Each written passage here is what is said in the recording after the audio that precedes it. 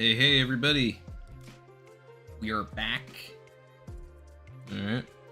One Piece, 1142, 1142.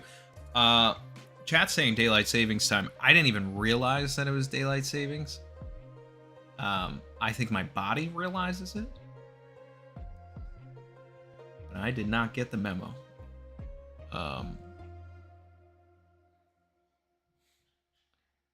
So what is it? It's like really 9 something right now. If it was yesterday. Instead of 10:30. All right. Man. Daylight savings. What a kick in the pants. And here I thought I was late. Turns out I'm early.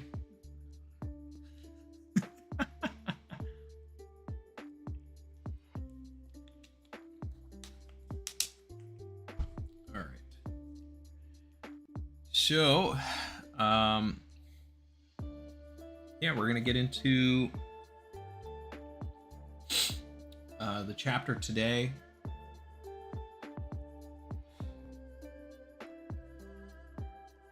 And hopefully it didn't, mess up too many people's schedules that were here at this time. Saying early. Well, in the United States, apparently I'm late, but maybe in other parts of the world I'm early. Big Stinky said Captain has plot armor, can never be late. There you go. Well, hey, look, like I always say, or like I always let Stephen D. Smith say for me.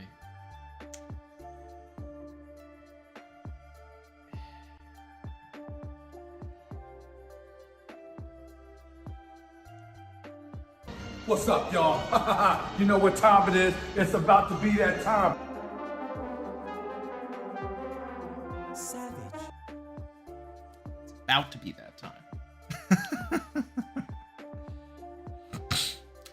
Red Hood said, before we get into it, Randy, what are your predictions? Well, I would say the good news is that I'm like 0% spoiled on this chapter. I mean, most of the time I am, and I'm always forthright when I, am spoiled. But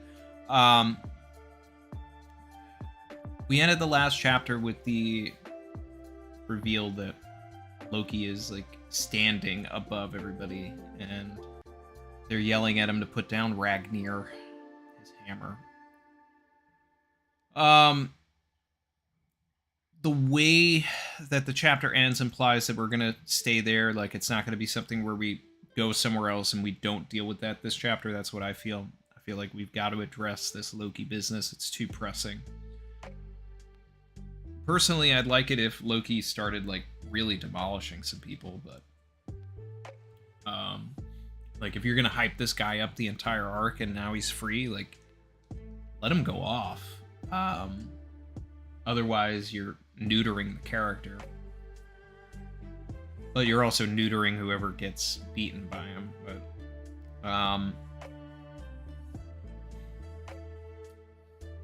we should probably deal with the Holy Knights and the kids this chapter, because I feel like we left that alone for... Was it like a complete chapter that we that was 2 chapters ago, right? When they were like, okay, we're gonna go get those kids. And then I don't think we saw the kids last chapter, so I'd like to see Gunko kind of pull up to the library with the other 2.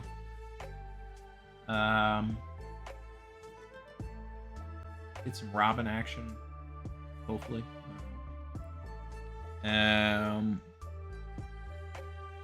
But yeah, I mean, this feels like it's got to be like a fight chapter. Like last 2 chapters were set up, so we gotta get into some action. Kev, what's up? Kev Dog in the chat. Vince, appreciate you stopping by. And either way, we'll go ahead and we'll get into it. Let's get these likes up. Come with me if you want to live. Thanks, Kev. Yeah. We don't have as many people as we usually do, so I'm guessing daylight savings time has impacted us. But regardless, tomorrow's Chrissy's birthday, and we're gonna be celebrating later today. So I can't push the stream to when it would be, I guess, normal for other people. But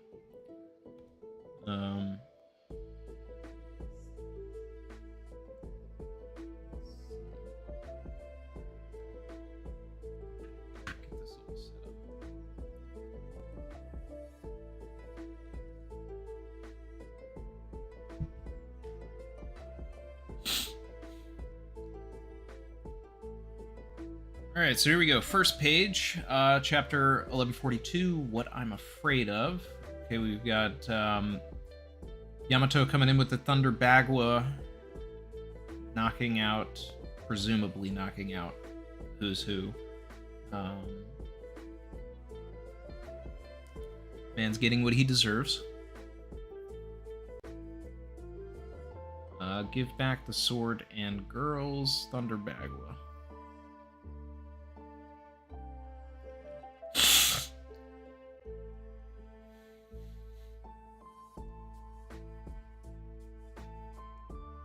Page.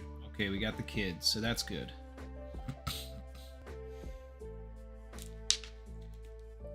Teacher, help us.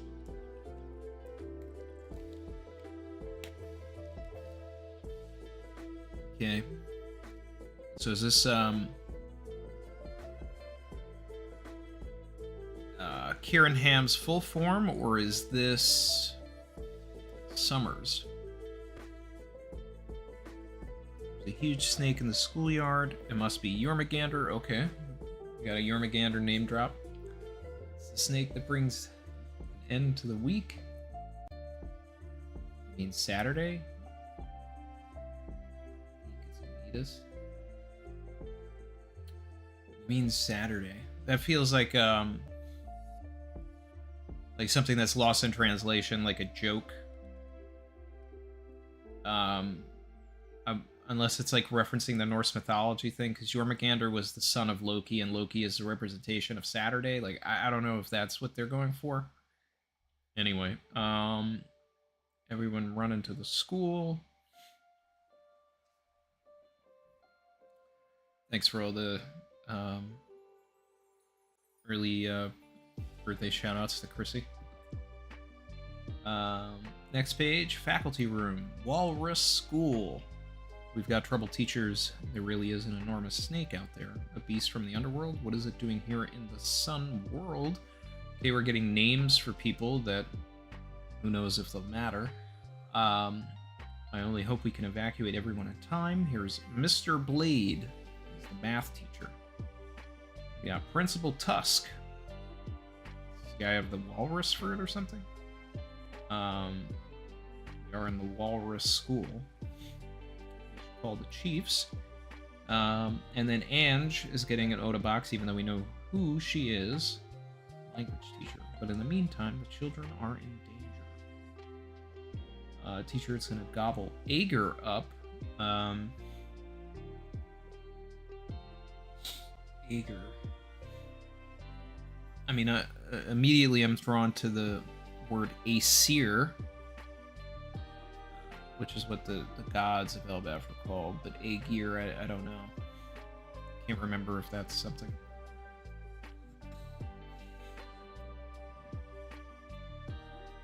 Shout out to everybody in chat. Let's get these likes up. Alright, next page. Looks like it's a double. Alright, I think this is Walrus Man. Principal Tusk is coming in. Oh, and Mr. Blade. Move it. Okay. Hits him with the hammer. Is this like just an actual beast? So like they have to show that they're competent against this beast for us to feel something when they get completely demolished by the Holy Knights, I guess? I don't know.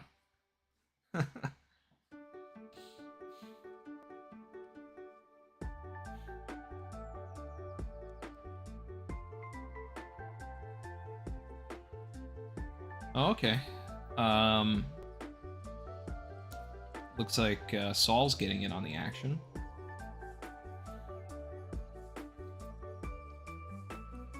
Up. Sorry, I'm late. Watch out, Tusk. Midterm X-Slam. We got a named attack from Saul. And there's some hockey there. Saul is a confirmed armament user. Okay. It feels like it's giving Garp. And considering that Saul was shown with Garp in Chapter 0, it's very possible that like he really is just emulating Garp here.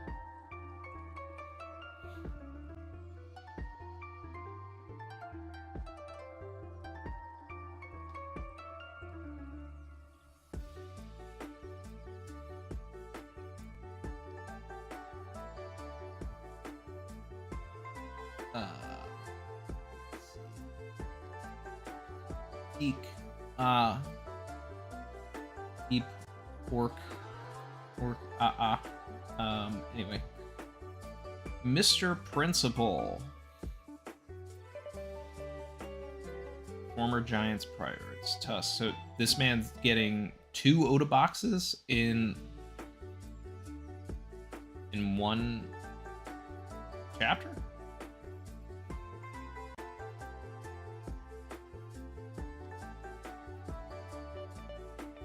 Oh, my back. Thanks for the help, Saul.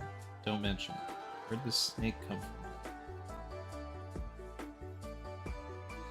Has that ever happened before? 2 Oda boxes, 1 chapter? These former giant pirates, so does that mean like he was with Dorian Broggie years ago, or another generation of it? Next page. You used to be a warrior too, Mr. Principal? The rumors were true. Mr. Saul is super duper strong. He was in the Navy, right? That was pretty cool. There are monsters like this in the Sun World, Saul. We got Robin and Chopper here. Not really. They're more like the usual wild animals. It's enormous. Sorry about the scare, children. Thank you, Mr. Saul. Eek. Mr. Wolf. Huh? What is it now? Inside the school. Oh, the gym teacher. Mr. Wolf. Oh no, they got him. What happened to you? Get me, what about the children? Teacher. Ilva and the others wandered off somewhere. What? Oh, hello. Are you Luffy's friend? That's right. Did Luffy do something to you? Be careful, Mr. Saul. You mustn't touch the children? Okay, well, I mean, that's a great rule of thumb for anybody.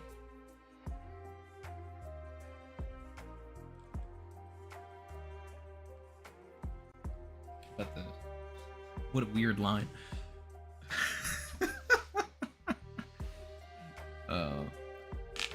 That's a kid Luffy almost rocked. Got it.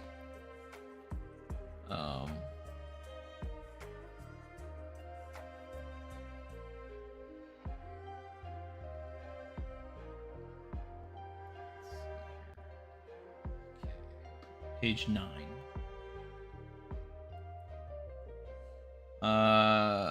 Which way'd Ilva and them go? That way, towards the beach. Mr. Saul, what happened to them? They fell asleep and wouldn't talk to us. Sleep, but you said they were walking. They're all asleep and won't respond to us. Okay, this is interesting devil fruit power at work. And we see a little arrow here. So they're following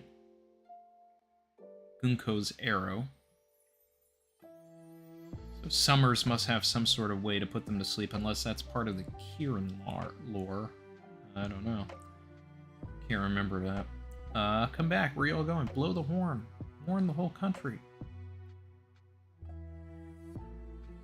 Not the whole country, Tusk. That's going overboard. This is an abnormal state of affairs, Saul. Look at the forest. Okay, so now they've sounded the alarm. Okay, that's interesting. What? There are more monsters there. Where'd they come from? See? Abnormal, right? It's principle. The children are passing out. What's wrong, everyone? Hang in there. What now? I just don't understand. Get up, kids. Is Conqueror's hockey at work? Down there, so I'll take a look at them. The first thing we should do is stop the children and get them to safety. Next page. Oh, skipping away. Alright, well, we got a little bit of library stuff, so that's good. Underworld, Elbaf. You thought that leaving one leg trapped in Sea Prism Stone would contain the true extent of my power? It's foolish of you. If you want to save Elbaf, undo the final cuff now. You'll soon see why I'm helpless. You'll soon see if I'm really helpless or not in this condition. Loki. Hey, this guy is towering over Hyrden. That's insane. This guy really got the Ancient Oni blood, huh? Hey, what's his deal? Better hurry up. If I keep landing blasts, eventually they'll hit something. The fires will spread. You know what Elbaf is susceptible to, don't you? Fire.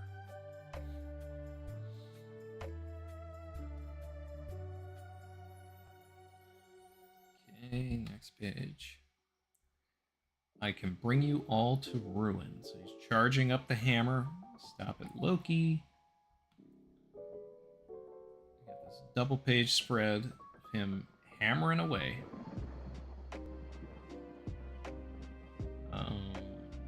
Everybody's looking onward. That's a massive blast, and it has caught part of Elbaf on fire. What was that thunder? There's a fire on the south side of the island. Chief Ja Rule. Did you hear a horn too? Anything but fire, we must put it out. So we're probably gonna get Fireman Jimbei.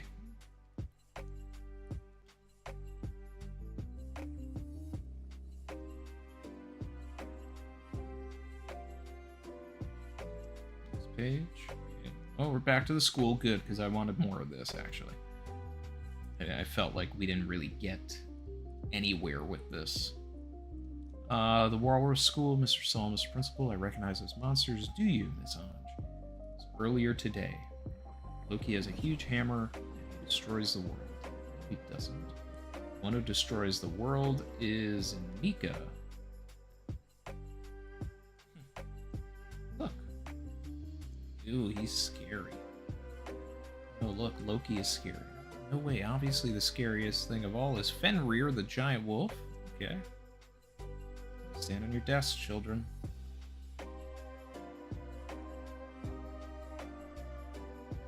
It's ghosts. The undead Draugr. Storms. Bidhogg. Lightning Dragon. Big Jormungandr. My mom. Is everybody finished? There's a lot of lore here. Nidhogg is the dragon that lays in the underworld and like protects Yggdrasil. Jormungandr, Loki's gigantic snake child in the lore. And Draugr, I can't remember what that is.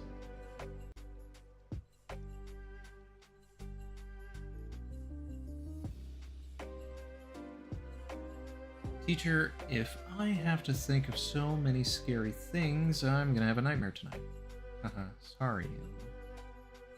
I'm happy to see so much personality and creativity in all these drawings and essays, though. Now, what's on Ange's drawing pad there looks like the silhouette of what was in the distance, which feels very much like Conjurer's power if they're bringing these drawings to life. So I'm hoping it's not that. Draugr is like a zombie. Hard to kill undead, said Brandon. Thanks. Appreciate that. I'm just scrolling up because I want to see that thing in the distance again. Yeah. It looks like it looks exactly like the drawing on the that Ange is holding. Right. All those things are what the children drew based on the prompt of what they were afraid of. That's ridiculous. Alright, so maybe it's not Conjurer's Fruit, but maybe it's your greatest fears come to life, so it's like a scarecrow thing. And that's what Summers can do. I mean, there's a lot of possibilities for that. Because if someone's greatest fear is like a dead character, then you could get someone, you know, technically back to life and in the story for some reason. I don't know. See if we get an answer. Next page. These things are a vision of the world. Yeah, they're all drawings. Is this just Conjurer's Fruit? This is crazy. It looks exactly like Conjurer's Fruit. The drawings are also really bad. Well, I mean, they're, you know, children's drawings. But...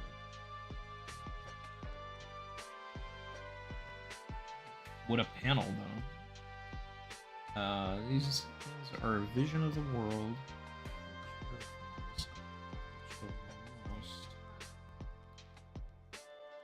There's literally a gigantic drawing of Nika as well. That's interesting.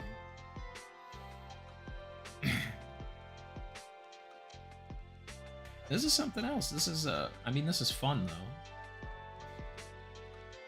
Okay, we're all ready to. Good job there, Killingham. Time limit is until the kids reach the ship. Do you think you can get them back?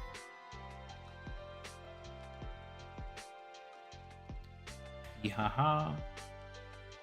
To know love is to wound one another.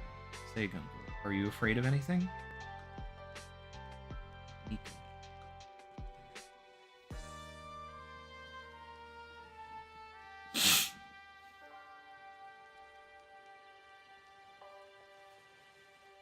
Huh.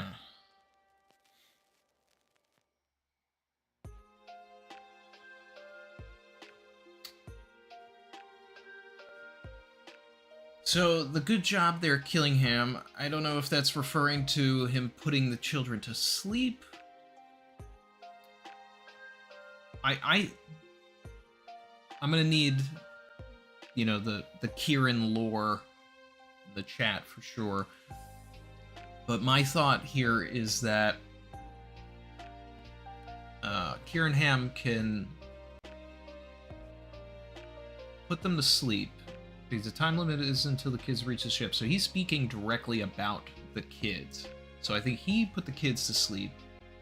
And then whatever else is happening is Summers, because he's the one that's asking Gunko if she's afraid of anything. So I think that's his power. You can bring your fears to life.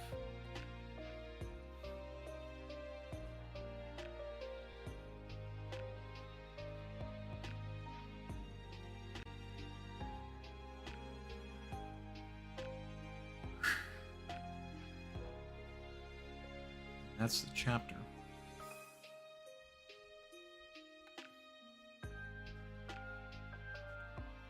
And Viz has no indication of when the next chapter is at all. So are we on break?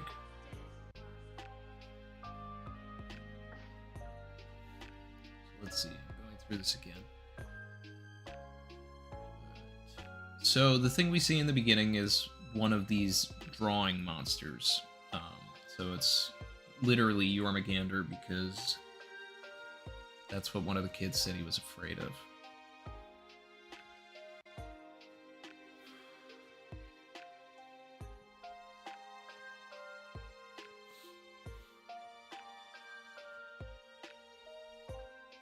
But I feel like it's implied that Saul low diffed this thing, so they must not have a really high health pool or anything like that, so...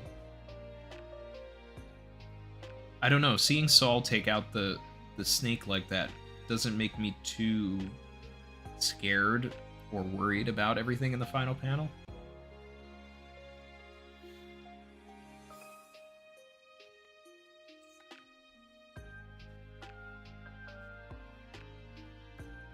What do they want with the kids? Is it just going to be a bartering tool?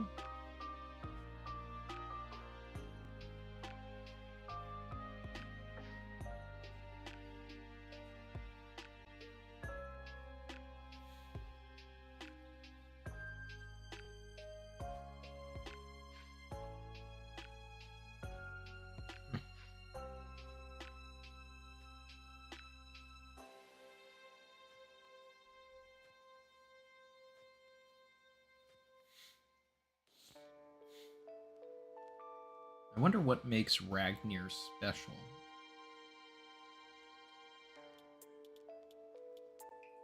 Like, obviously, like, in lore and in Marvel Comics, like, it's able to do things, but in this world, for it to do things like this, it kind of needs to be a devil fruit of some kind, but... or should be.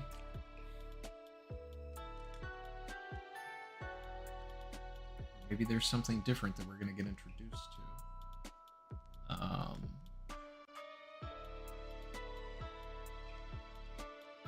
Not that it would be this, but it's like if there was a bunch of dials or something on the inside, that's what's like allowing for all of this, then I could see that being interesting. I still believe it has to change sizes.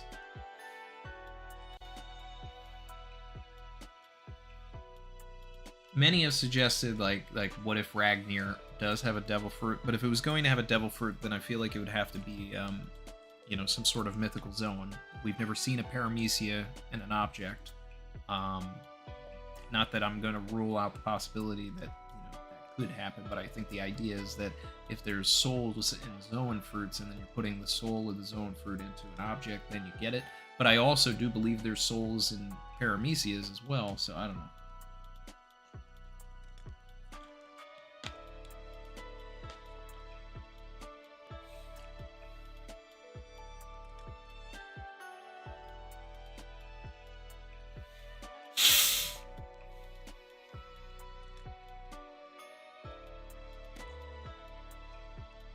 I mean, at least Oda's like creating a lot of chaos, so I like that element at least.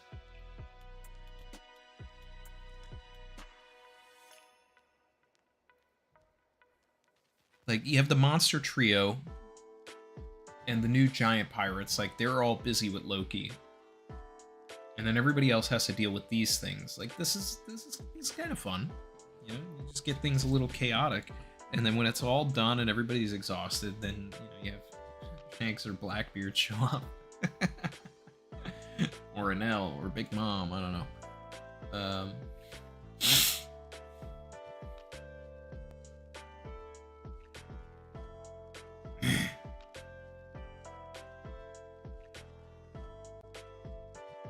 Leonard Martin said, Japanese pun from the beginning of the chapter, Shumatsu, end of the world. Shumatsu weekend.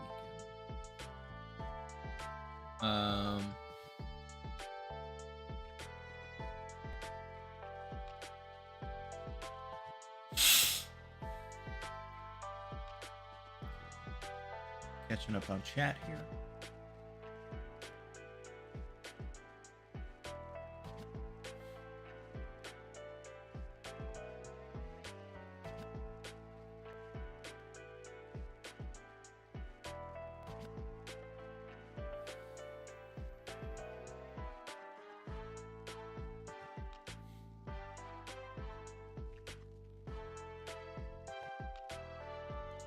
Mr. Bushido supered and said, how does Loki hammer summon lightning?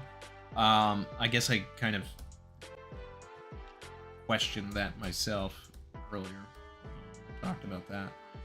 I mean, if it is some sort of mythical creature inside of the hammer that, you know, has the lightning, then it could be something.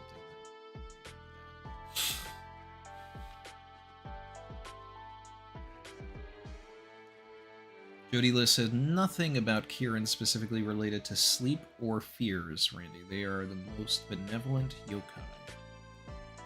Huh. I was really flipping it on its head here.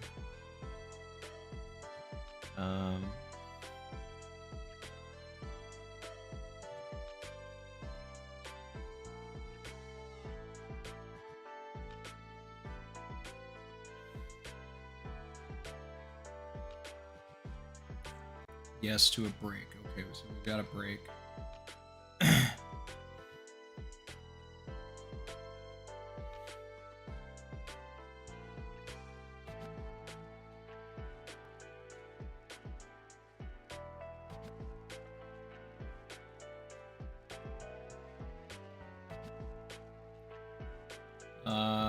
Shout out to Vasil Vladimanovici, supered and said, I wonder if Elbaf will be like Water 7, Holy Land, Ennie's Lobby, and the children are the Robins of this arc. Oh, okay, I see what you're saying. So we start here, this is the Water 7 part, and the kids go to Holy Land. We have to go to the Holy Land to rescue the kids. Yeah, I would need them to take someone like Luffy first, too. Like, it... Not to be like, you know, screw them kids or whatever, but I don't know the kids. I don't care enough about the kids. Like, I guess Cologne would be someone that we would be like, okay, we gotta go get him back. But they have to take someone that we care about first. And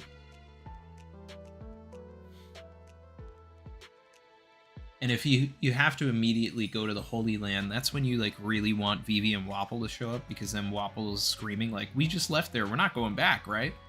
And Vivi just going like, yes, we're going back. But yeah, they have to take someone we care about. Someone that's like been in the story for a long period of time.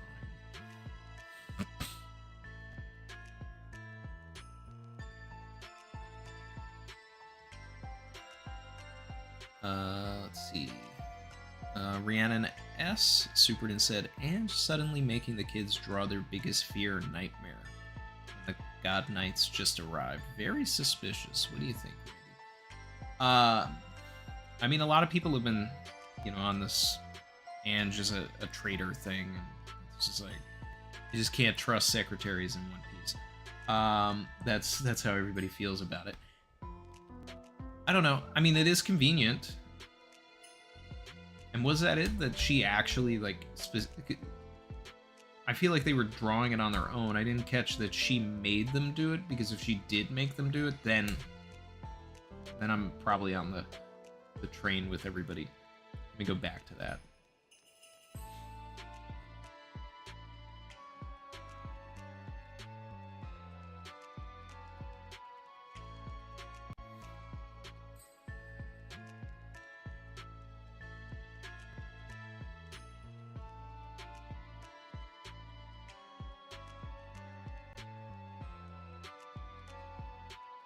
Yeah. All of those things are what the children drew based on the prompt of what they were afraid of. Oh yeah, she's sus.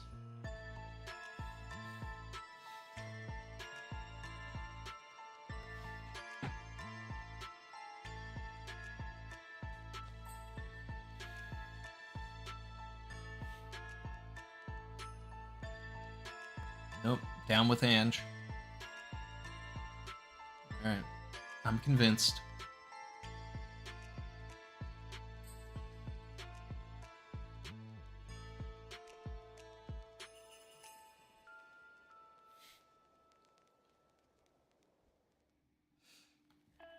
Vasil Vladivanovici said, and if drawn nightmares can be brought to life, I believe that the beasts from the mural will be incarnated as well. Ooh.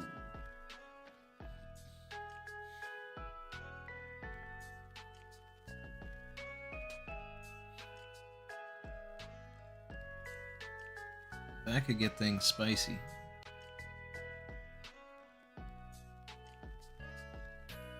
The kids, my mom is depicted on the far left. Oh yeah.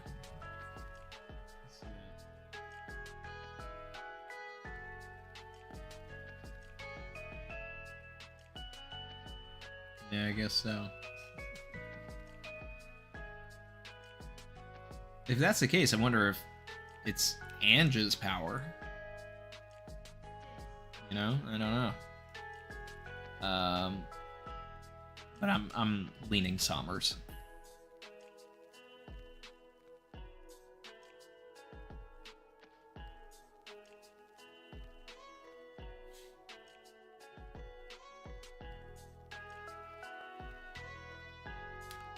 Jedman said, if someone can bring your fears to life, they would make a good matchup for Usopp. Forcing him to face his fears literally could be the penultimate step to him becoming a brave warrior of the sea. So yeah, I mean, like, this is definitely like an Usopp thing for sure. And it's also something that I talked about in my video where I said, you know, what if Usopp had a Nika form? Like, he was able to achieve that enlightenment. And it's sort of like the same framework of thinking, right? You have this character who's so negative, so afraid, and if they had to, like, turn those proclivities on their head and face those to become the best version of himself, then that would, you know, give Usopp a full circle arc. So having Usopp face his fears, get rid of the doubt in his mind, free himself from all of that's giving us a good Usopp story.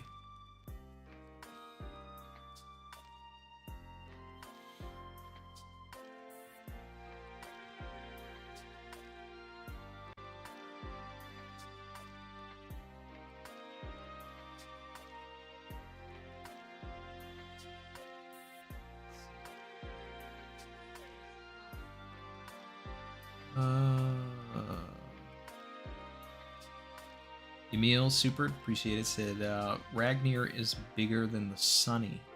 You could house an entire power plant inside. Basically a building on a stick. It can easily be technology based. That's good. That's a good thought. I like that. That's a crazy thought that it's bigger than the Sunny, and it probably is, or at least around the same size.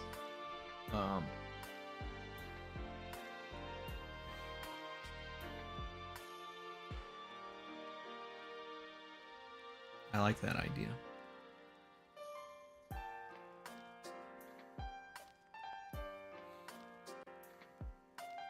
You know, if that was the case, like, it would almost make me want to say, like, is it an ancient weapon? You know, like, not in the way of Pluton, Uranus, and Poseidon, right? But, like, if the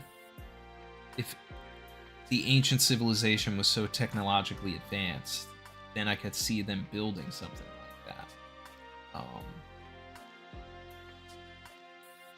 And then sort of like Pym particles from Marvel, it would be able to still size change.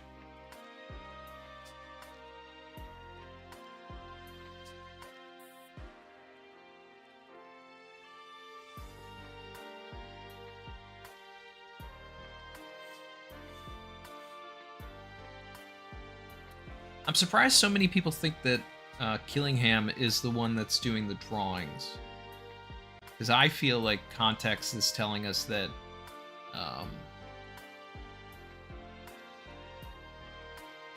Sommers is doing it, since he's asking about fears.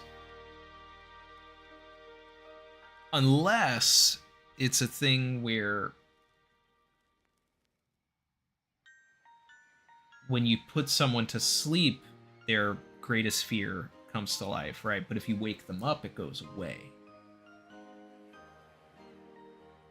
If that were the case, though, we couldn't do this Usopp thing that we were talking about, because Usopp would then have to be asleep for his greatest fear to come to life.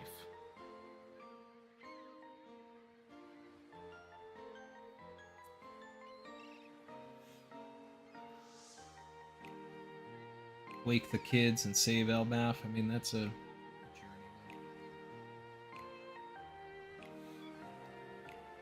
Wheezy Bird said Zoro versus Grim Reaper from Wano back in play. Why, you think that's Zoro's greatest fear? And it'll come to life?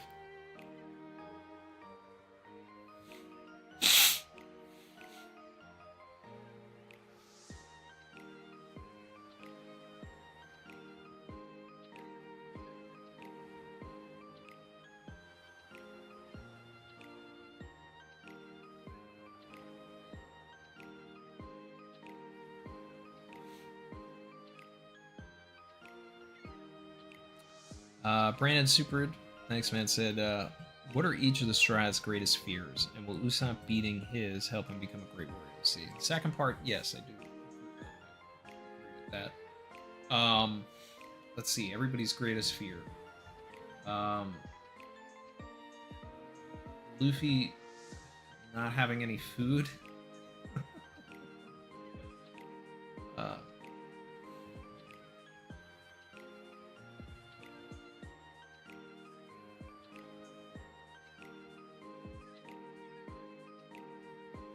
See, I don't know if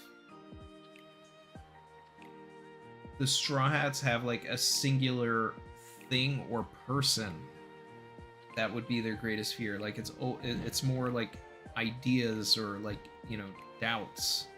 And I don't know how you translate that into something.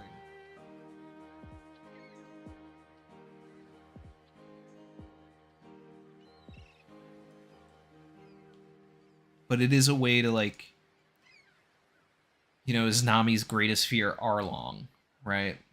Like, she's still not over the fact that her mother got killed by Arlong. So it's like, is that how we get Arlong back in the story for a little bit? And he's like, you know, overpowered now. But then, like, Nami gets to defeat Arlong herself, or like get some sort of catharsis that way. Like, that's something that I could see. It's like a way to like kind of like bring back enemies in a way, and people that Luffy beat, but now let the Straw Hats kind of take him out. I wouldn't want like a manifestation of Mihawk for Zoro though, because that would be a little cheap.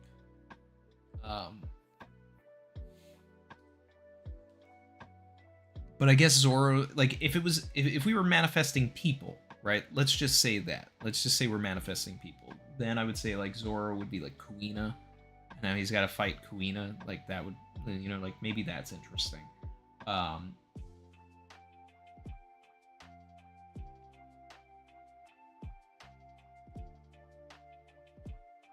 Nami, Arlong, Usopp, like anybody. Kaido, like, I don't know. His dad. Sanji.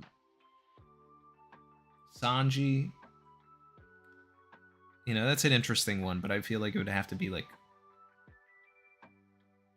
maybe it's his mom. Like, it's got to be a woman, and that's a challenging thing to do thematically.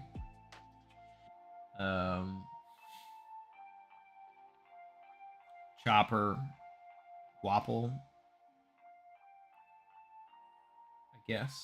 I don't know, but I don't feel like Chopper would actually be afraid of Wapple. You know, maybe Usopp and Chopper have some like weird, crazy manifestations, and everybody else has like something a little more nuanced, like an actual character. Frankie, I don't know. Maybe Frankie is like, his greatest fear is a bunch of battle Frankies. like, you know, his ships. That I could actually see, like a bunch of ships with his name on it, you know, going back to the flashback.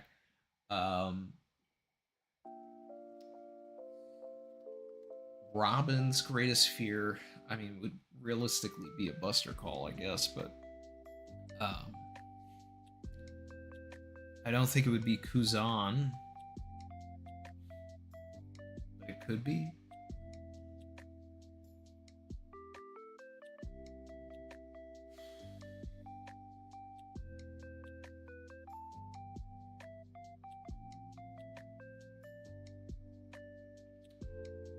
You could go something humorous with Robin, like, you know, maybe Robin actually is the one member on the crew is completely fearless, so her thing is like something really cute. And then Brooke, I feel like his greatest fear would be like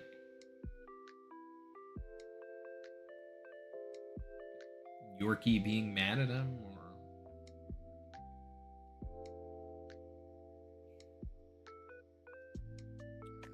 that's a tough one too.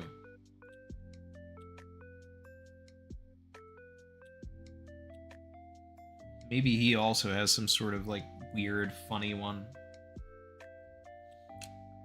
That was a fun exercise. Back to chat.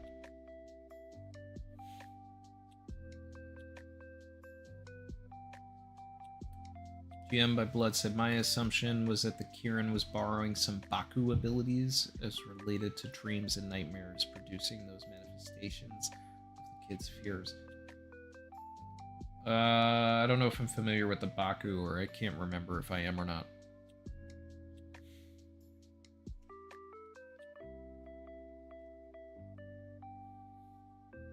But, I mean, I'm down for a misdirect. I mean, especially if we're saying that the Kieran is the most benevolent of yokai.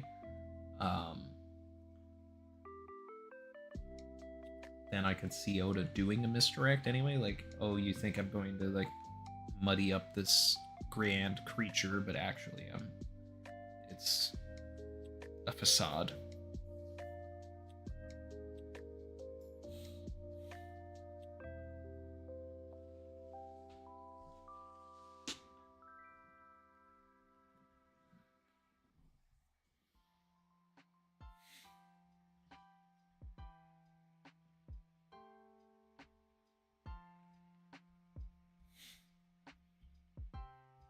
Let's see. Jody said that Ilva is the name of Vicky's mother in Vicky the Viking. That's fun. We know that's on purpose.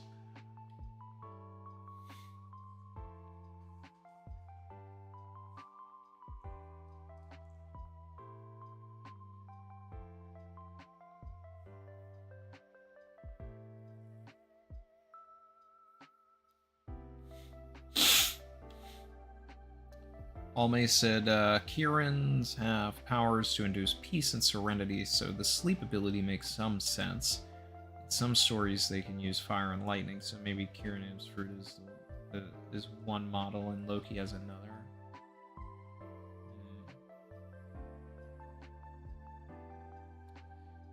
Meal Super Appreciated said, far as I know, Kieran don't have sleeping powers. They are known for influencing the masses. Okay, it might be like Bello Betty making them feel like him sleepy. Huh. Okay.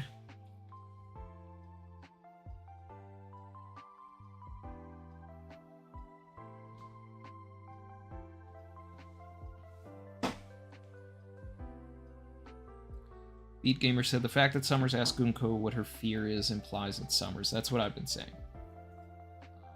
I think it's Summers that's actually doing the fear stuff. Kieran Hemp's just putting them to sleep.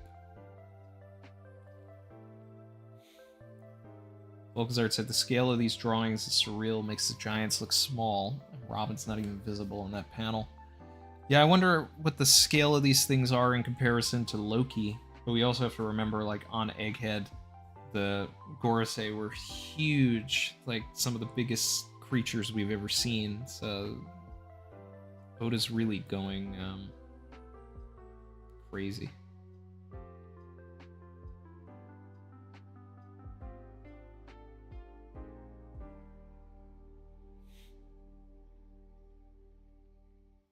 Red Hood said Usopp versus Gunko.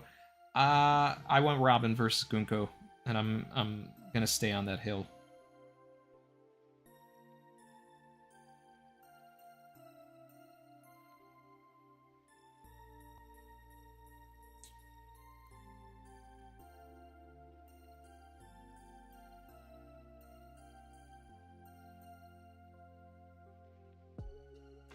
That's fun. Volkazard said Usopp's nightmare is himself, but weaker.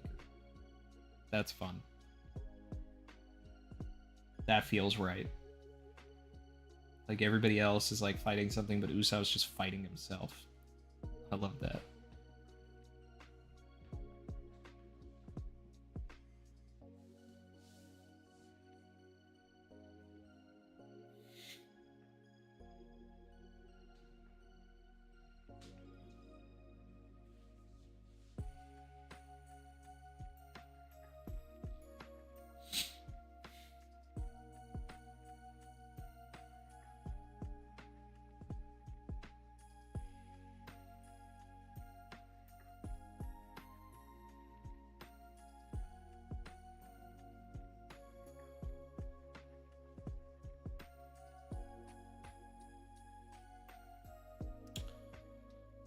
Let's see.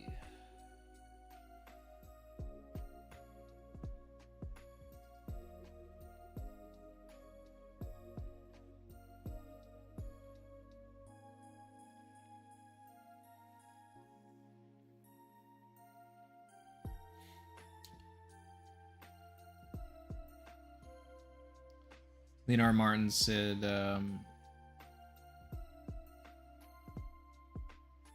in response to Matt B saying, "Remember, don't touch the children," from the guy bleeding and stabbed repeatedly.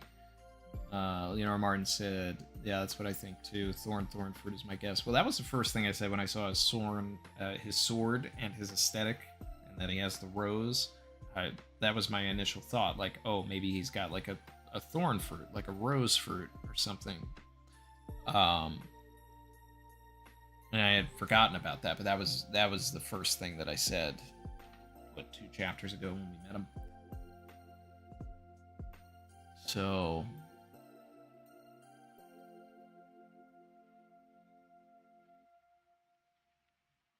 I mean, I like that idea. Like if it was his thorns that hurt Random Giant number 3, Mr. Wolf. The gym teacher, right? Am I remembering that correctly already? That could work. But I also think it's interesting if it's him. You know, the fear stuff. I don't know. There's some interesting like things that's going on with context. So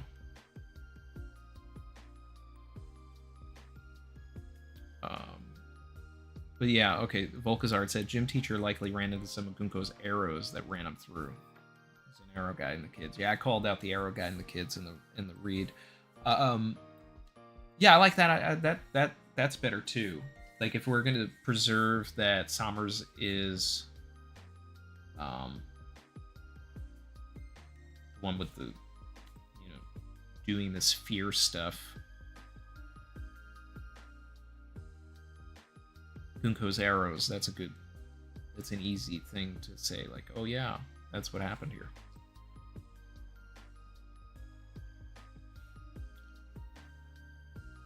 Rhiannon is now Rhiannon Senpai.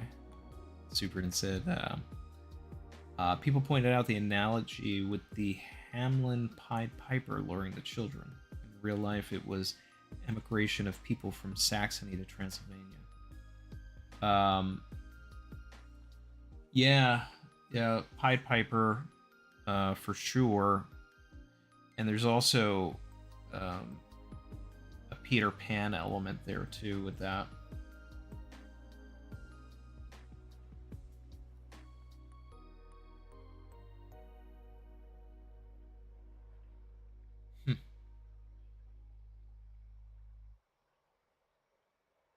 Yeah.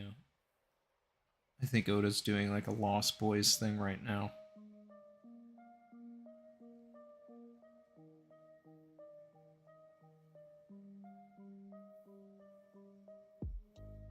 Peter Pan's gotta go and save him.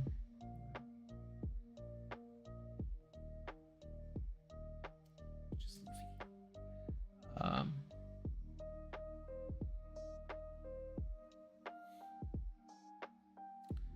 Brandon said Nami's greatest fear is an empty wallet. Yeah, that's what I'm saying. Like a lot of their greatest fears, like if I had to really like categorize them, it's something like that, but that's not gonna like translate well. So that's why I was like picking characters.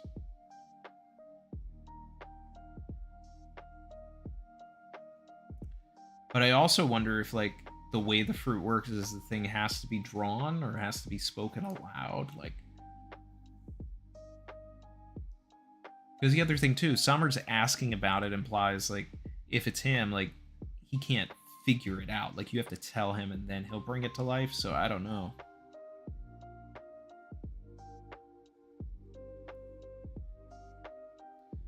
Vern says, have we ever seen enemies working in tandem like this before? Crazy how well each of them are working together. I mean, we saw a bunch of team ups in Marineford for sure.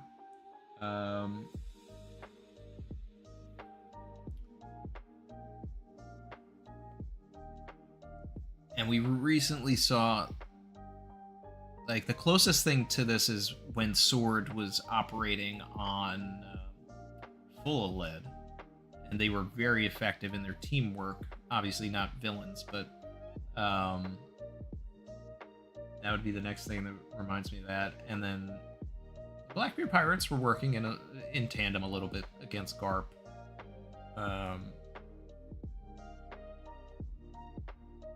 So I think there's been instances, but this is far more calculated than that for sure. CP9 work together for certain parts of the story.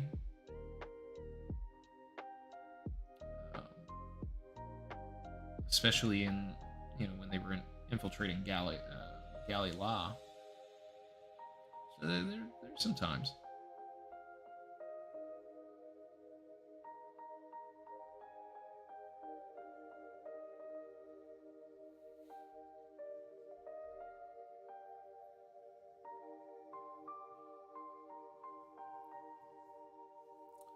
Jedman said we could do something where the fears manifest in the real world, but the Straw Hats have to fight their fears in their internal world to break free from the power. Kind of cliche, but it would let us explore more complex themes.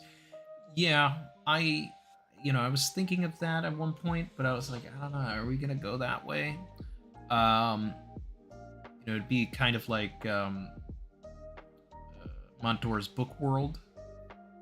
So it's like maybe the kids are walking and they're snoring and their fears are manifested in the real world, but they're also like in a fantasy, like nightmare dream world simultaneously running away from what they fear. And in which case, if this power were to befall one of the Straw Hats, they would be asleep in the real world, but then in a magical other land fighting what they fear. Which would be, a fun thing for Usopp to have to do. Especially if he's the one that can conquer it before everybody else somehow. And then he saves the day, let's get that Usopp moment. But I don't know.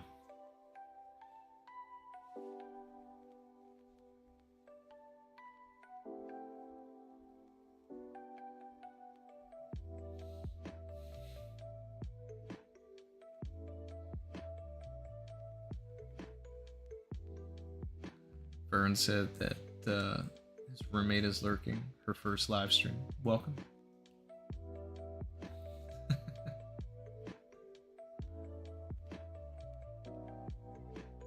Happy to have you here.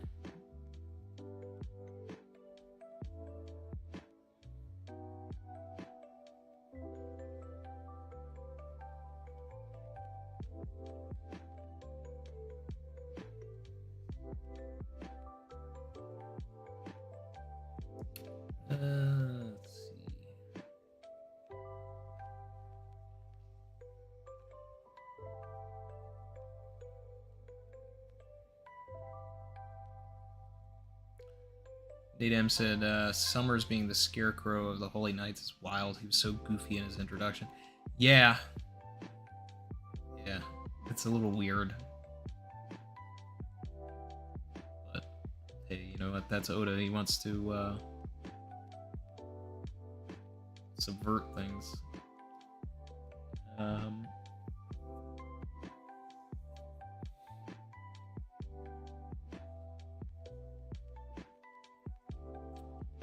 Neil said, what does Ja Rule fear? Harold. Him getting found out that he's also responsible for Harold's death.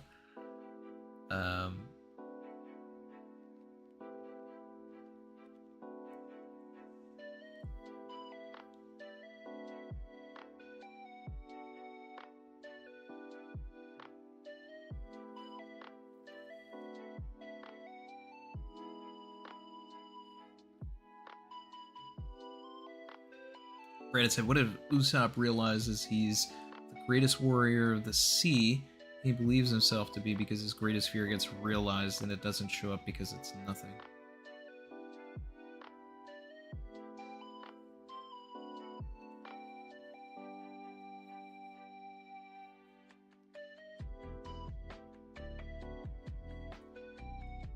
There's a way to do a version of something like that.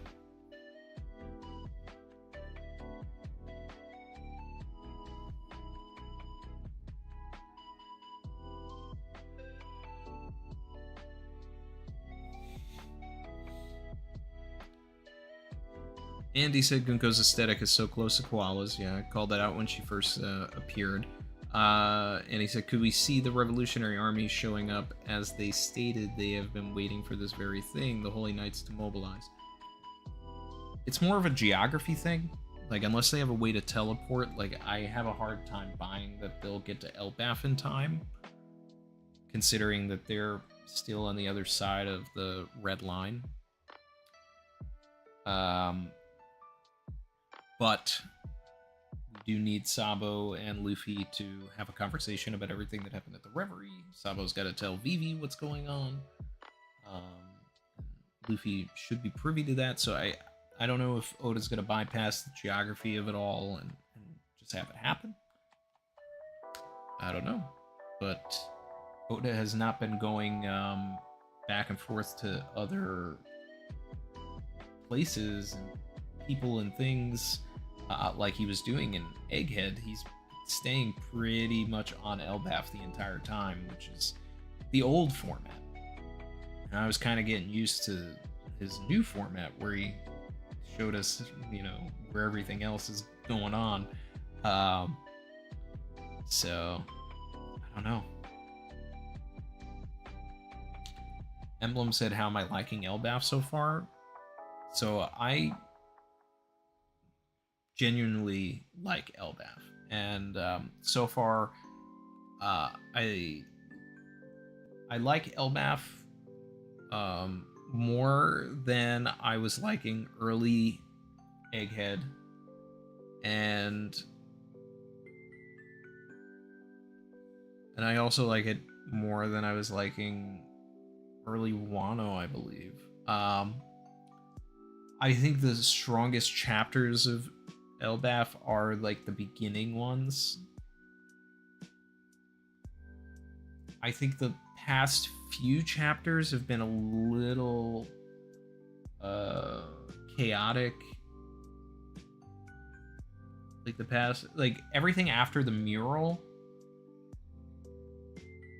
I haven't liked as much as everything else in Elbaf.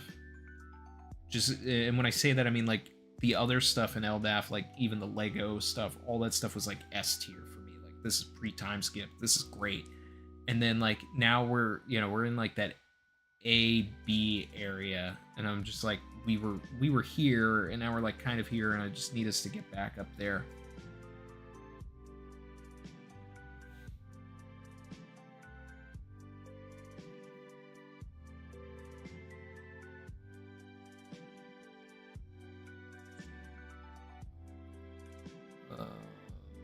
Let's see. No worries, Chen. So Apparently, we had daylight savings here in the U.S.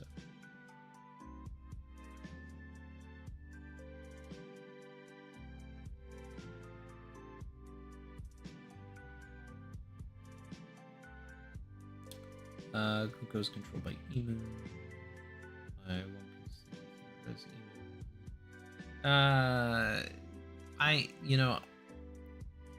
I think that Gunko has her own thing going on. They may not even know that Emu exists. I don't know.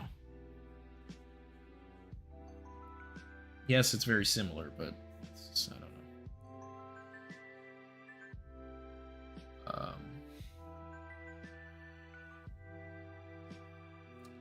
He also said, so we have 3 staging zones. The children at the school. Yep. Saul, Robin, Chopper. Bonnie, Lilith. Fire at the village. The other Straw Hats. Loki's underworld with the monster trio and the new giant warrior pirates. Saeed said, if you can read the first question of chapter 168's SBS in volume 19.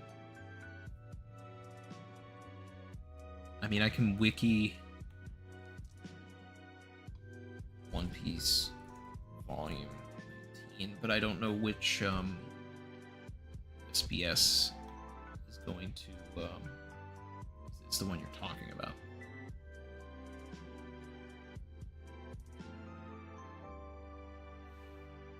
SBS volume 19.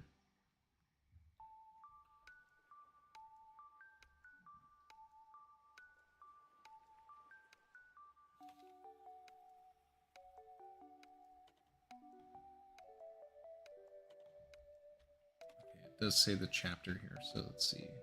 Let's say 168.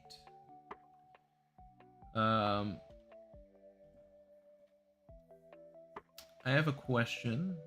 How old are Dorian Broggie? Good question. First of all, giants live to be around 300 years old, but they mature as half as slow as humans. So they'd only be considered adults around 40. When Dorian Broggie came to Little Garden and started fighting, they were 58 years old. 29 in human years. They've been fighting for 100 years, so they are 158. But they'll live to be 300. So they still got a lot of fight in them left. Just a little older than Dr. Correja. Is that the one you wanted me to see?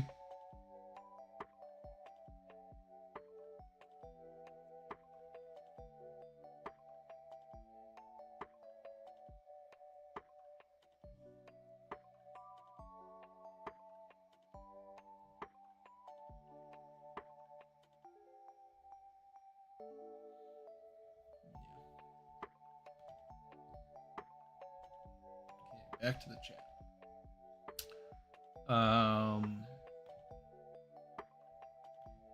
Let's see, where are we here?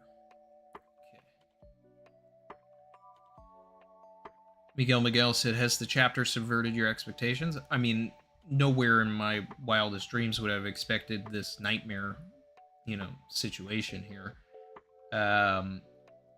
So that's a crazy, unexpected development. It is very similar to me to Conjurer's Fruit, so I'm not as, impressed by it in the way of, oh, wow, this is super original. We've technically seen something like this, but it is not the way that I expected this arc to go. Albeit, in a way, it is also how I expected this arc to go, because I expected Elbaf to be filled and riddled with chaos and creatures and giant, beasts like Jormungandr and Fenrir and things like that. So we're getting that. It's just not in the way, not in a traditional sense. But that's the other thing with Oda anyway, is that it's not traditional. It shouldn't be traditional. He doesn't want it to be.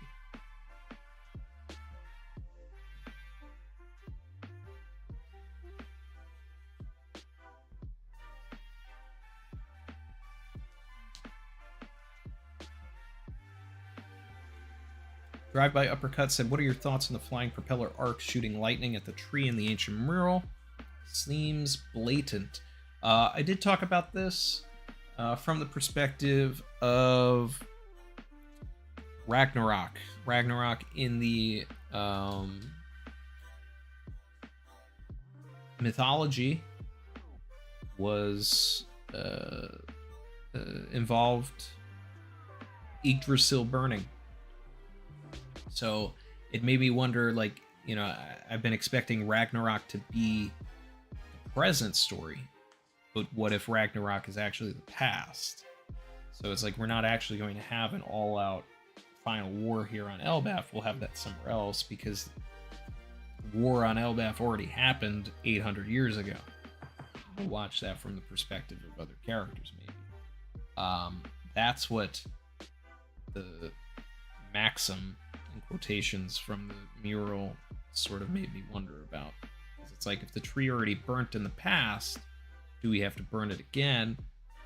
Part of me says yes, we do need to burn it again because it has been established since the beginning of the arc that they're worried about it burning, and they even in this chapter doubled down on that once more. But like pretty much the first line in the entire arc is some random person saying, oh no, the tree can't catch fire, you know? So it's like Oda's building in this idea that before the end of the arc, this whole tree is going to burn down. So, and that's a huge part of Ragnarok and the end of the world in Norse mythology. So,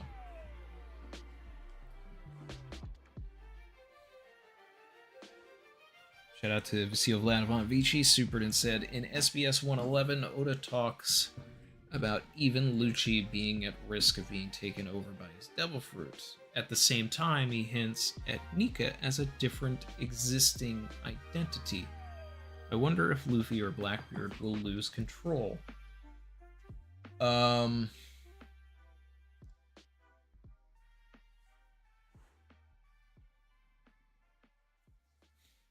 wouldn't want to see Luffy lose control, but if it had to happen, it would be an interesting thing if in the past someone who had the fruit lost control and became some sort of like Nika beast, like the jailer beasts, and that contributed to, you know, one of the losses in the past, because the individual that had the fruit at that time decided to let the beast take over.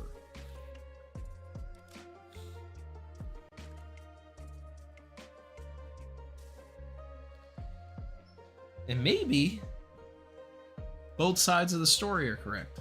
So the people that are saying that Nika's a savior are right, and the people that are saying that Nika was a demon are right.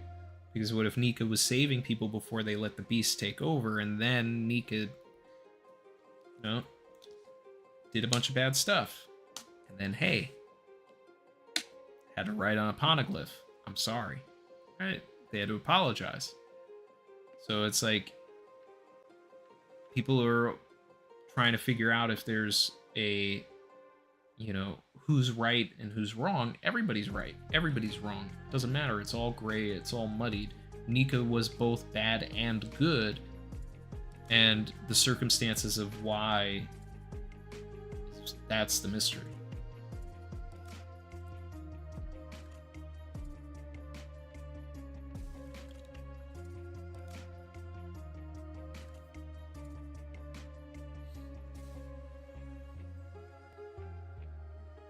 Jin said, has Randy seen Big Mom in this chapter yet? Are you talking about the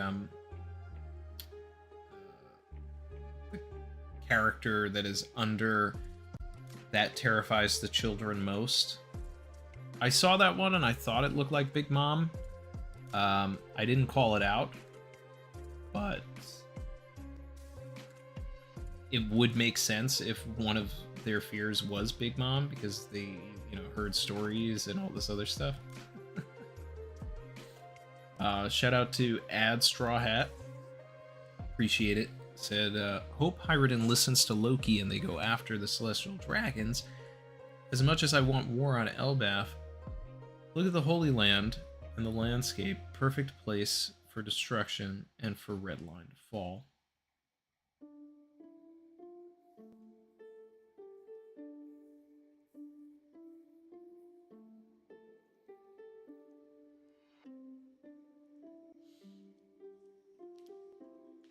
So you think the Giants will go to the final war at the Holy Land?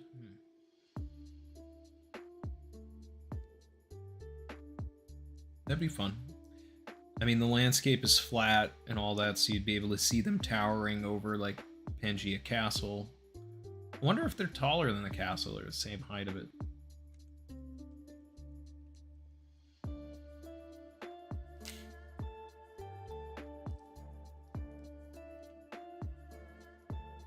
Saeed said it's the mom of one of the kids that said my mom. Yeah, that's what someone pointed out earlier, but you can't deny that it looks like Big Mom.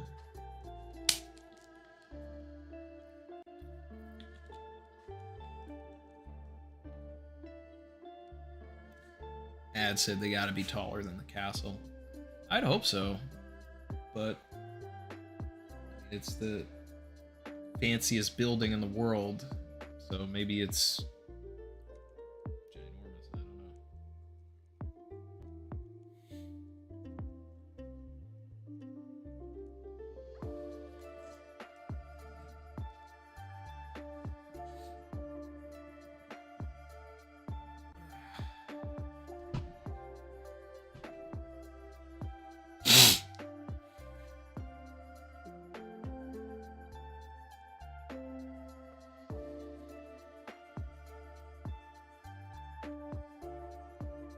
Jacob said it would be cool to see that Luffy/Nika's actions in freeing the world has unforeseen consequences that the bad side knows about.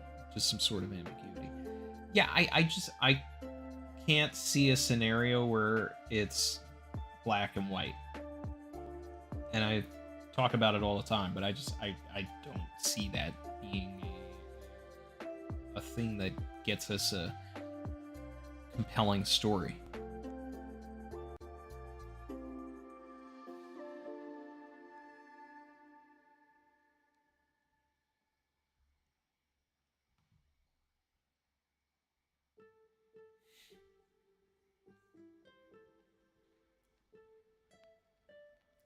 Celestial M. Knight said, every arc there's always a timer before the arc ends, like the Alabasta Time Bomb and L's Lightning Clouds, Doflamingo Birdcage, Kaido dropping Onigashima, so we haven't seen anything yet.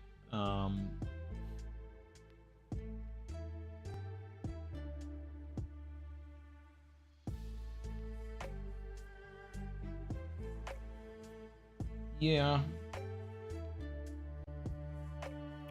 I mean, I'm definitely not saying that, hey, we're at the end of the arc. I think we're still very much in the early stages here. Things are chaotic and things are moving quickly, which is good.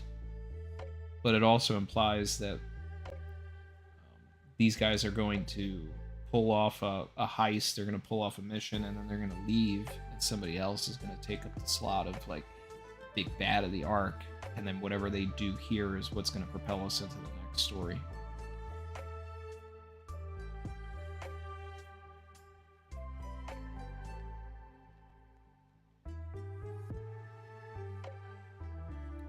That's right, I said, like D-Stream and Elbaf will burn down completely.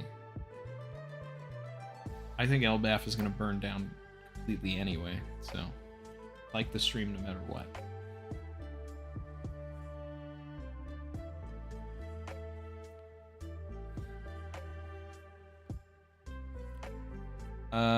Chin said, Randy Ange gives me Khalifa vibes. I mean, I wasn't on the train until this episode, this chapter, I mean, and when I saw that she deliberately gave them a prompt to draw their greatest fears. It's at this point, if she's not a traitor, then I'm going to say that that's a bad writing choice because it's way too convenient. How did he know all of their greatest fears? Oh, the teacher randomly asked them to draw their greatest fears on a paper before these people show up? Like, that's bad. And then you say, hey, she had him draw the greatest fears because she's working for them or something. Then, like, okay, I get it.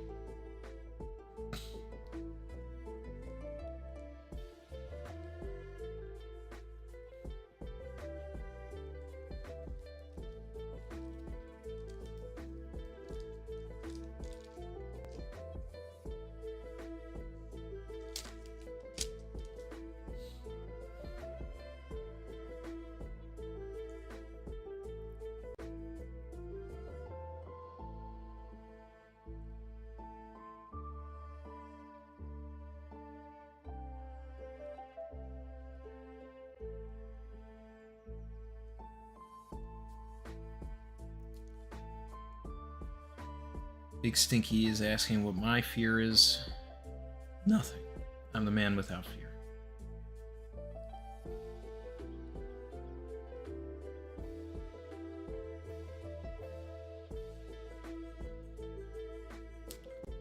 Jacob said, I'm wondering, did Loki do that to cause a fire in the direction of the giant monsters?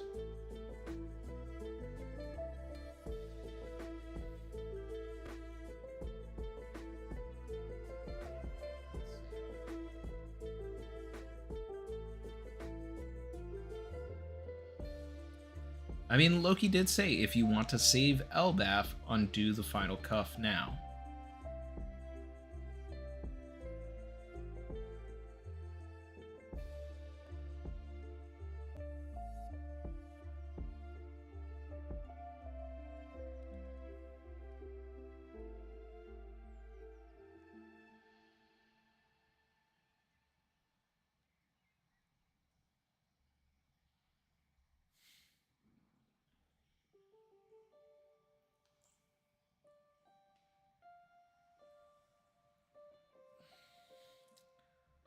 I mean, I could see Loki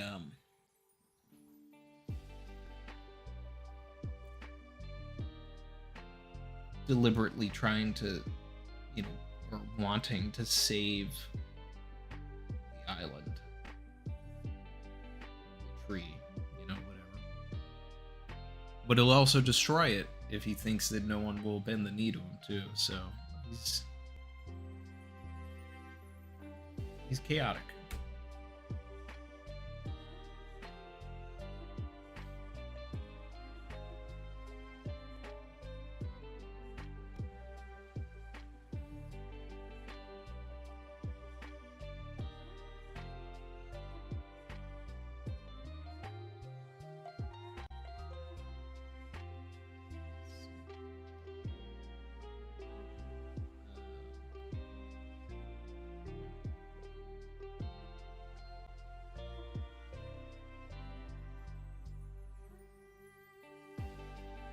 One certainty is for Frankie. He's on the move of getting a piece of the Atom Tree specifically. It keeps burning at the latest chapters. Yeah, well, I mean, I always said when we were coming to Elbaf that Frankie's whole thing was going to be revolving around the tree and getting more wood for the Sunny. So, that is the case. You know, we'll see what sort of upgrades are needed. And,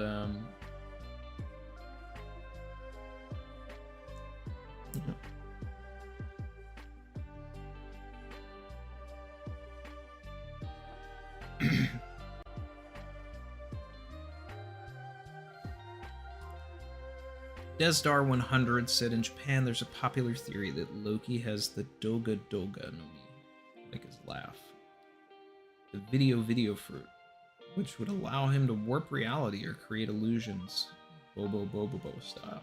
I do like Bobo. Well, that is in keeping of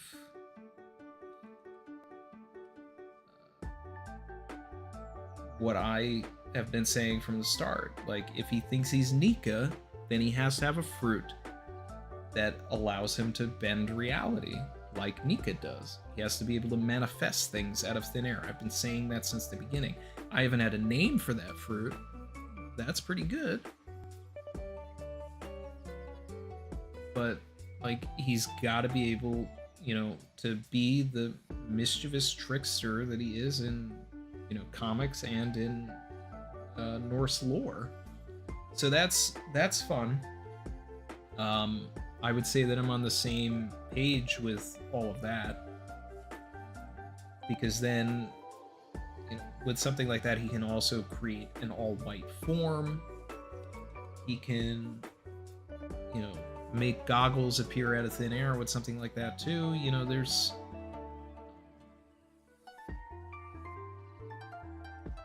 he has to have something that creates illusions and warps reality. Because the more that we see with Luffy creating goggles, creating a hat out of thin air, a bat, all the Looney Tunes stuff that he does, Loki's got to do some sort of variation of that, you know. And it's like, if Katakuri was the mirror of the stretching property of rubber, then like Loki has to be the mirror of all of the stuff that Gear 5 can do.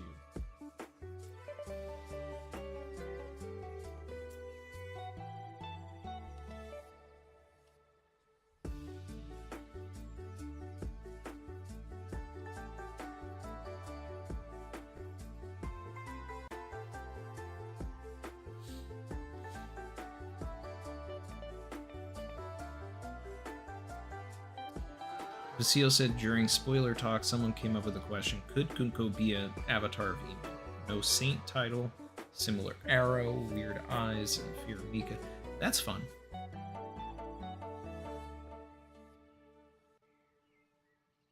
Gunko isn't actually real and is just Emu in disguise.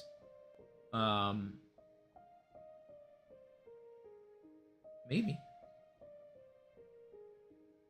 From that perspective, then I can, you know, get with it. I mean, like, obviously the arrows are similar, but I do like the idea of Gunko being just Gunko.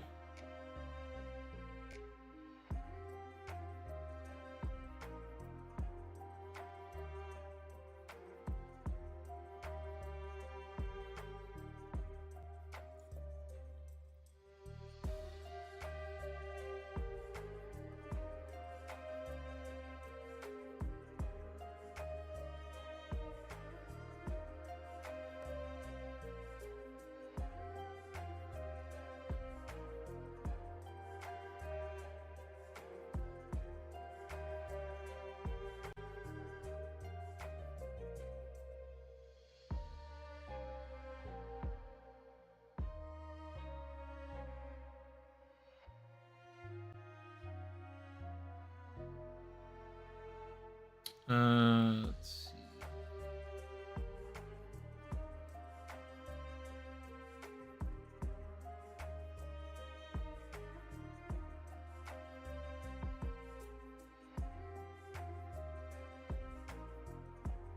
Mushu is powerful here, unlike in Mulan. Predictions for the next chapter. Okay.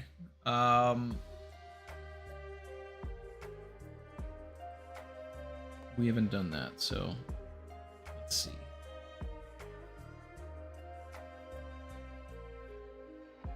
This is tough because there was a lot of random stuff going on here. I think in the next chapter we're going to have to focus on the other side. So it's going to be about putting out that fire. Getting the perspective of the other Straw Hats. I think that that's like the easiest layup thing. So you'll get Jinbei like trying to get a hold of some water, being Fireman Jinbei like he was in Wano. Usopp's perspective of seeing all of the beasts and like cowering in his boots while drunk. And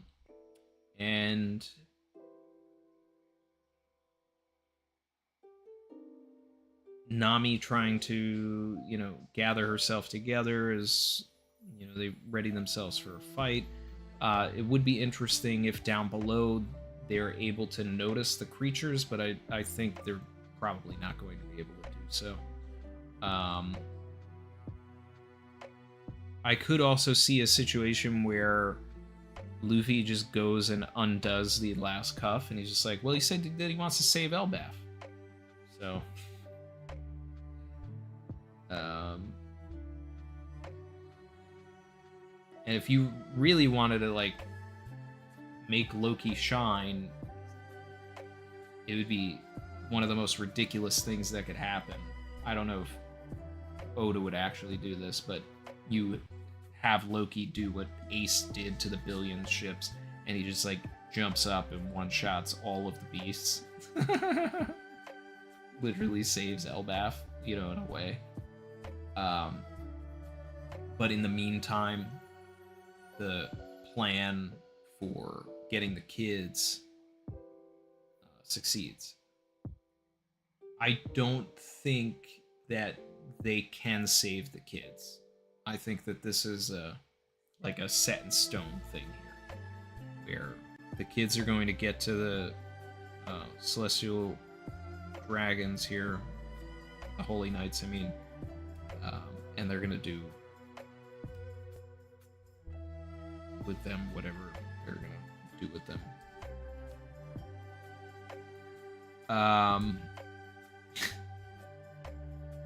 So I think they're gonna get out of here with the kids.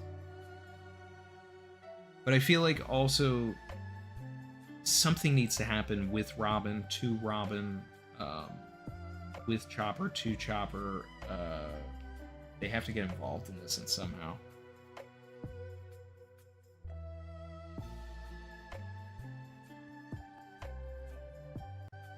So I'm thinking probably 3 or 4 chapters of Usopp, Jinbei, and the others at the other side trying to, you know, rationalize everything and put out the fire. And then some context of what's going on with the kids. It would be nice if, like, Robin and Chopper tried to get involved and, like, save the kids, but they get hurt in the process, and we get to understand, like, what happened to Wolf. You know, like, Wolf is saying you mustn't touch the children, but if Robin uses her hands to try and, like, slap all the kids awake, what happens to Robin at that time? And if it is a situation where this is all Kieran Ham and it's not Summers, and Summers does have the thorn fruit, then do the thorns appear from the kids and hurt Robin's hands? And we know that if she gets her hands hurt, it hurts her actual hands.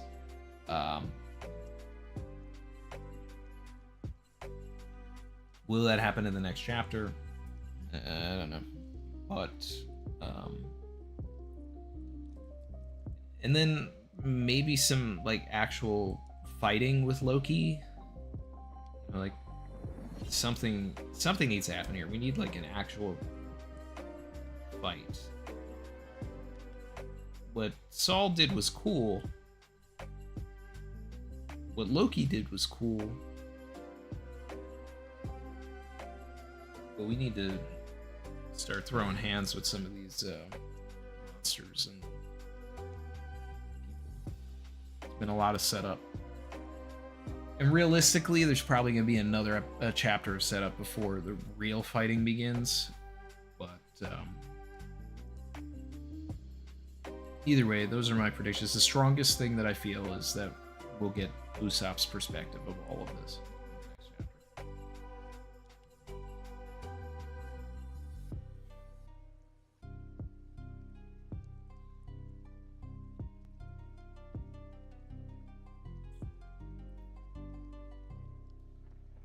Desdar said a Sabati level L. I would love to have a Sabati level L again this late in the story. I am kind of curious whether or not we'll ever get something like that again at this point, because I thought it was going to happen on Egghead.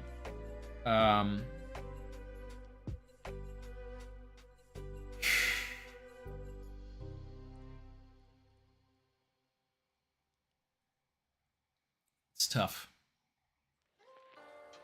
I gotta see a little bit more before I decide if that's gonna be the case. If Shamrock gets involved, then I would say, yeah, Sabati level L. 'Cause I wanted Shamrock to like pull up and put Luffy and Zoro in the ground. And then all of the Holy Knights could have individually like, just picked off the rest of the Straw Hats, and then they have to regroup. They got to learn the advanced hockey techniques. Some of them have to learn hockey. That's what Scopper's there for. There's a lot of ways to like. If we have a Sabaody level L, we at least have Scopper here. Like if Rayleigh trained Luffy after Sabaody L, you have Scopper here to train the rest after, you know, another L. So I buy that something could happen. They're not ready for this. They're just not ready for this.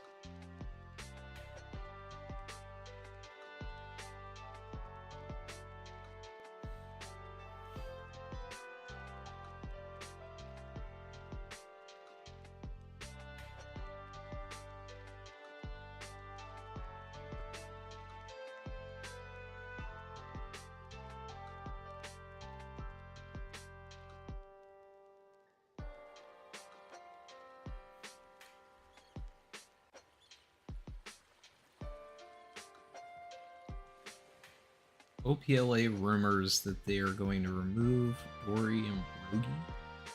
But we have already revealed that Dory and Brogy actors. What are these rumors? Those are stupid rumors.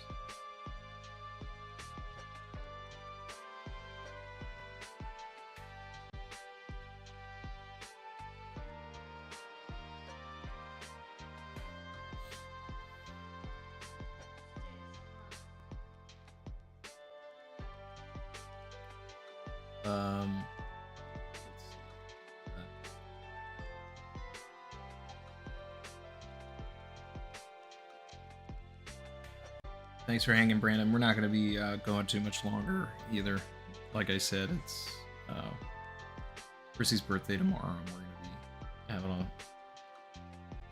a... we're going to do a cake and stuff today for it later. So,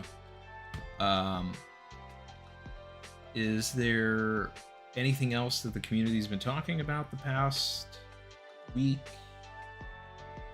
Past few days that we didn't discuss yet before I start winding down and wrapping things up?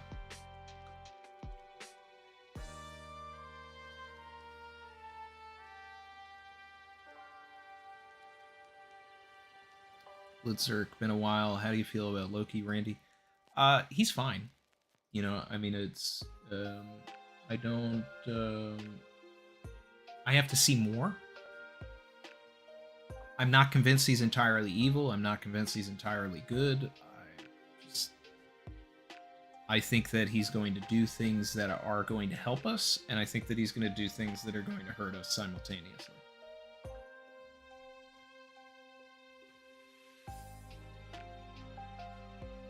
Neil said, I wonder what Frankie and Ripley would do. They're all set out of the way, and we can see Cologne. That's a good point. We should also catch up with them and see their perspective of it. But if we get Frankie and Ripley's, I think that would only be like a page or half a page. If Oda gives us more than a page or half a page, then Frankie and Ripley are... Oda's telling me that they're going to be big parts of this arc. Cologne, that's a good one, though. He should be one of the kidnapped kids, so... You know what I actually could see, now that you bring up Cologne, is I could see him trying to be brave and save the kids himself. Like, he didn't fall for the trap that gets them all put to sleep, but he shows up afterwards, standing up to the God's Knights, like, personally, and then they capture him there. Ad Straw said predictions on Loki's fruit. I talked about that earlier at length. No matter what, it is something that is going to be able to like mirror the Nika fruit in a way, like whether it's, but in a fake sense, like warping reality, illusions, creating, manifesting things in some sort of way, in the same way that Luffy can make goggles appear out of thin air. So Loki's got to be able to do something similar to that for him to believe that he is also Nika. Bonnie is missing as well. Well, I don't know if Bonnie is missing as well, but we definitely didn't see Bonnie in this chapter, so we need an update there. We also didn't see Lilith, so I just think that wherever Bonnie is, Lilith is with her.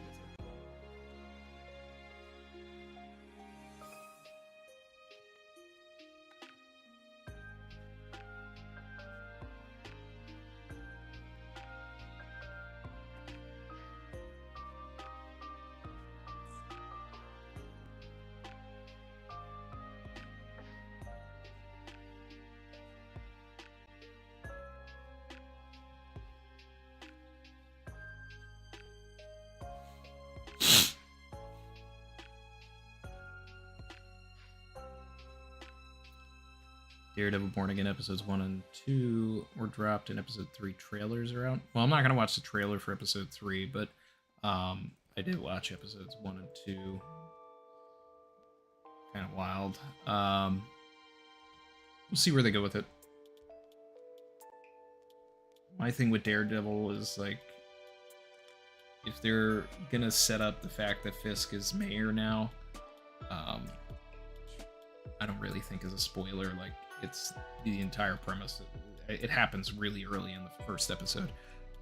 Like, he needs to continue being the mayor, because if the season ends with him not being mayor anymore, then what did the show accomplish?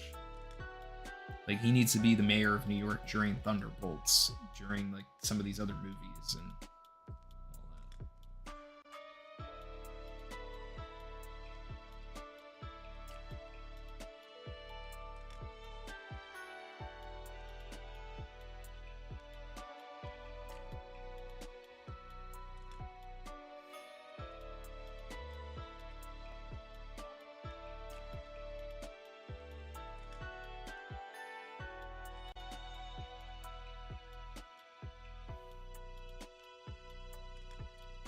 Volkazard said, wait, hold on, perhaps we're still getting Akuma's sacrifice here. We have not seen him in a bit. Maybe? I mean, I really do want that fruit to go to somebody else that is ready to use it. But we'll see.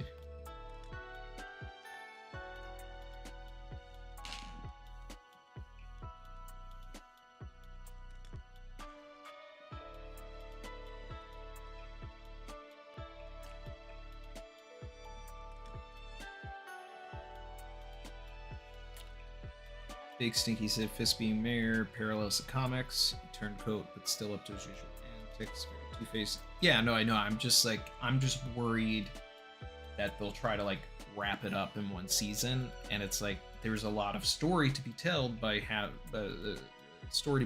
having Fisk remain mayor. So I don't know what this show gets us. I don't know what it accomplishes. I don't know what it leads into.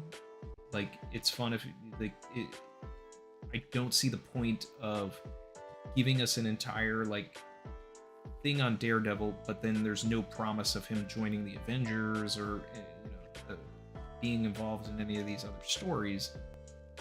So it's like, what's the point? What's the point? That's just what I'm saying.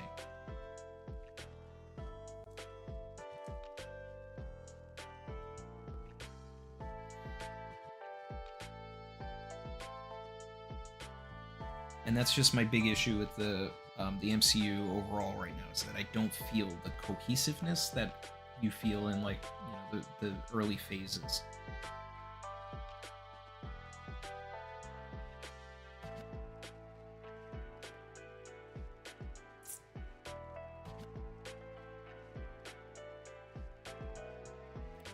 Shin said TV shows never get canonized in the movies. Sadly, Daredevil and Wolverine wouldn't exist without Loki, so I think you're wrong there. It's just see what happens here.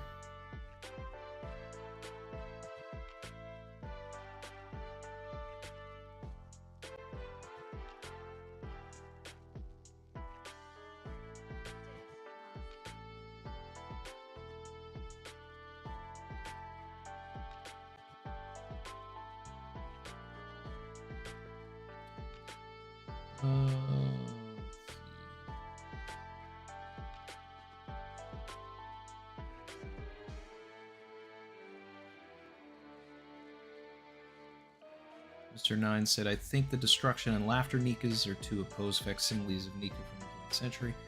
I mean, it would be interesting if there was... I don't know. I don't know if I'd like it, but I mean, I guess I could see a version where it's like Nika was separated in the same way that Vegapunk separated himself into like different satellites, but there was like some sort of fruit that split Nika into two people, and it was like, here's the good version and here's the bad version, and then each of those got a devil fruit, and Luffy's got, you know, the good one and Loki's got the evil one. Or a fun twist of the story would be that Luffy's got the evil one and Loki's got the good one, you know.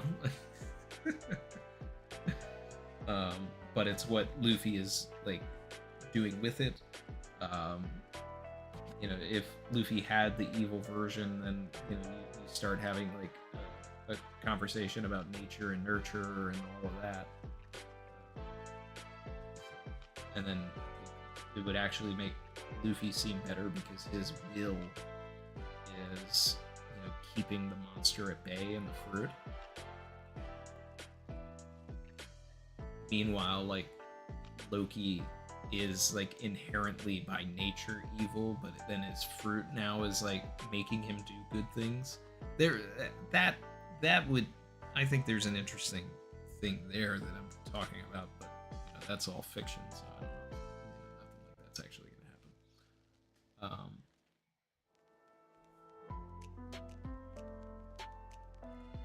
But regardless, if nobody else has anything, I'm going to wrap up here and say that I appreciate everybody. I don't know what we're gonna do next week for break, if anything, but stay tuned and we'll try and figure it out.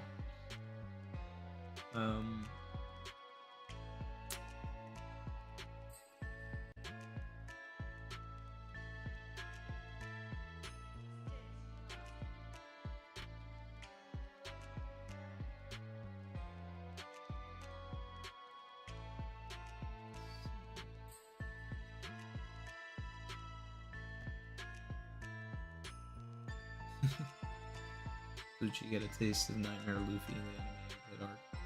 Yeah. Alright, guys. So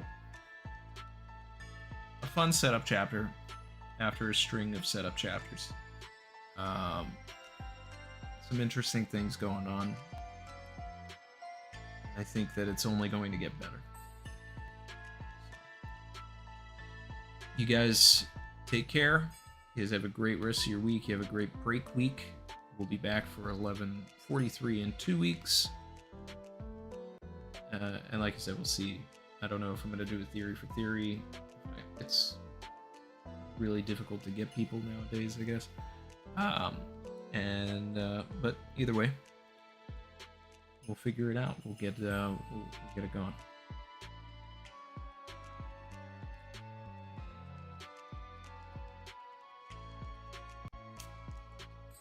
Take care, everybody.